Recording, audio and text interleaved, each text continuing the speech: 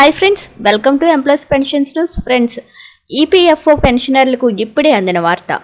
ఉద్యోగుల భవిష్య నిధి సంస్థ చందాదారుల కోసం తరచుగా కొత్త మార్గదర్శకాలను విడుదల చేస్తూ ఉంటుంది. పీఎఫ్ ఖాతా నుండి డబ్బులు తీసుకునేటప్పుడు కొన్ని సాధారణ తప్పులు జరుగుతుంటాయి. వాటిని నివారించాలని సూచిస్తూ ఈపీఎఫ్ఓ ఒక ప్రకటన విడుదల చేసింది.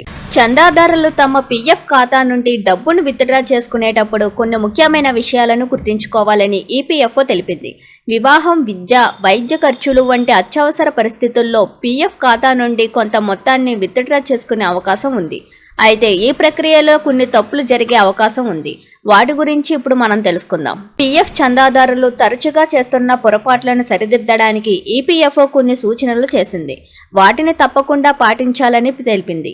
ఈపీఎఫ్ఓ విడుదల చేసిన ప్రకటనలో తెలిపిన వివరాల ప్రకారం చందాదారులు క్లెయిమ్ ఫారంలు సరిగ్గా నింపకపోవడం లేదా అవసరమైన పత్రాలను జత చేయకపోవడం వంటి తప్పులు చేస్తుంటారు.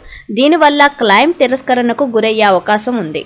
కావున ఫారములను నింపేటప్పుడు జాగ్రత్తగా ఉండాలని సూచించింది.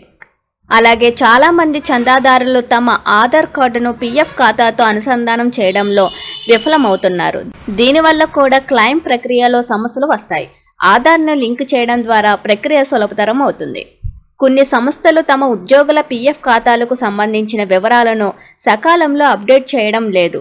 కానీ దీని కారణంగా ఉద్యోగులు డబ్బు విత్డ్రా చేసుకునే సమయంలో ఇబ్బందులు ఎదుర్కొంటున్నారు. సంస్థలు ఎప్పటికప్పుడు వివరాలను అప్డేట్ చేస్తూ ఉండాలని ఈపీఎఫ్ఓ సూచించింది. ఈ విషయం గురించి ఉద్యోగులకు అవగాహన కల్పించాలని, తద్వారా వారు పీఎఫ్ క్లెయిమ్లను సులభంగా పొందే అవకాశం ఉంటుందని ఈపీఎఫ్ఓ భావిస్తుంది.